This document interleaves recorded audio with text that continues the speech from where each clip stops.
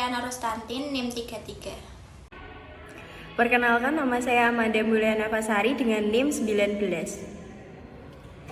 Perkenalkan, nama saya Egi Rinda Putra dengan NIM 08.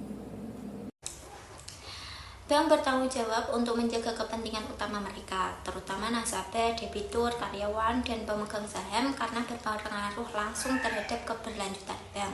Selanjutnya itu pentingnya pendekatan etis dalam perbankan terlihat dari perlunya memperlakukan pemangku kepentingan dengan adil dan jujur, termasuk memperhatikan hak-hak lingkungan, buruh, dan konsumen.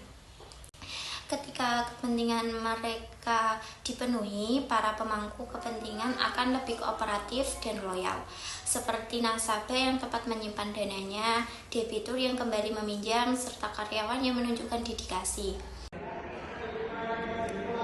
Pendekatan pemangku kepentingan. Tugas pokok bankir profesional adalah menjaga kesehatan bank untuk tumbuh berkembang makin maju dengan terus mempertahankan meningkatkan laba perusahaan dengan tempo kerja yang baik. Salah satu caranya adalah dengan mengelola resiko bank dalam rentang kendali yang terjaga dengan baik. Etika dalam menjaga resiko perbankan.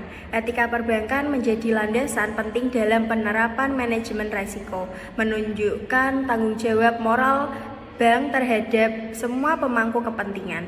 Komitmen menjalankan manajemen resiko secara ketat mencerminkan tanggung jawab etis bankir untuk menjaga kesehatan bank dan kepercayaan publik.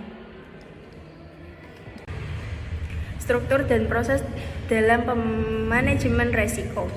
Manajemen resiko melibatkan struktur organisasi yang jelas dengan kejelasan tugas, tanggung jawab, serta peran unit pendukung seperti komite pengawasan dan audit internal.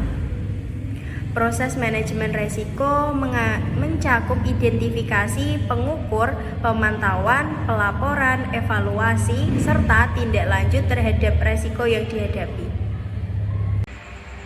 Elemen kunci dalam manajemen resiko. Yang pertama, kepatuhan terhadap regulasi perbankan dan keuangan. Yang kedua, kajian ulang terhadap kegiatan operasional dan keuangan bank. Yang ketiga, pemantauan dan evaluasi yang berkala serta tindak lanjut atas penyimpangan dan kelemahan yang terjadi. Yang ketiga, tindakan korektif oleh manajemen terhadap penyimpangan yang ditemukan.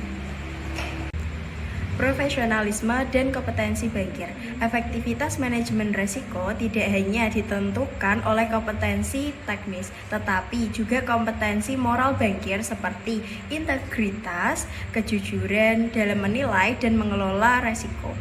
Penerapan manajemen risiko yang ketat mencerminkan profesionalisme bankir yang menjaga bank tetap sehat dan berkelanjutan. Pengendalian internal. Sistem pengendalian internal diperlukan untuk memastikan pelaksanaan kegiatan usaha dan operasional sesuai dengan prosedur, serta untuk mendeteksi kelemahan dan penyimpangan secara tepat waktu. C. 3 lapisan pengaman. Pendekatan 3 lapis pengaman umum dalam manajemen perusahaan, khususnya ERM. Diskusi manajemen risiko harus mencakup 3 lapisan pengaman. Di manajemen risiko perbankan, 3 lapis pengaman ini tak terpisahkan. Tujuan pendekatan ini adalah mencegah, memitigasi, mengendalikan risiko proses bisnis bank. Lapis pertama adalah pemilik risiko yang menjalankan aktivitas operasional bisnis bank sehari-hari dan bertanggung jawab untuk mengendalikan risiko perbankan. Lapis pertama melibatkan seluruh jajaran manajemen dari direksi hingga sampai unit paling rendah. Di suatu pihak mereka bertanggung jawab menjalankan bisnis bank sehari-hari.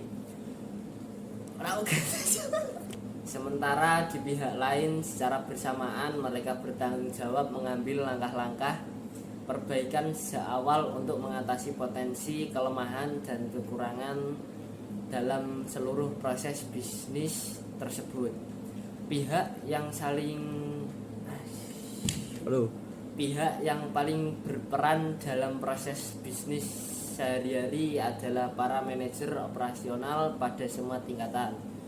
Lapis pertama berperan untuk menjaga pengendalian internal dalam melaksanakan proses pengendalian resiko bank sehari-hari, seperti mengidentifikasi, menilai, mengontrol, dan memitigasi resiko.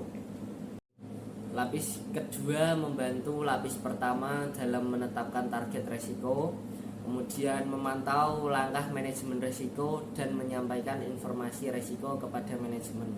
Lapis kedua juga memantau resiko perbankan dan kepatuhan terhadap peraturan. Hasil pemantauan dilaporkan kepada pimpinan. Selain itu, lapisan kedua juga menyampaikan tugas seperti: 1. Memantau implementasi manajemen risiko perusahaan.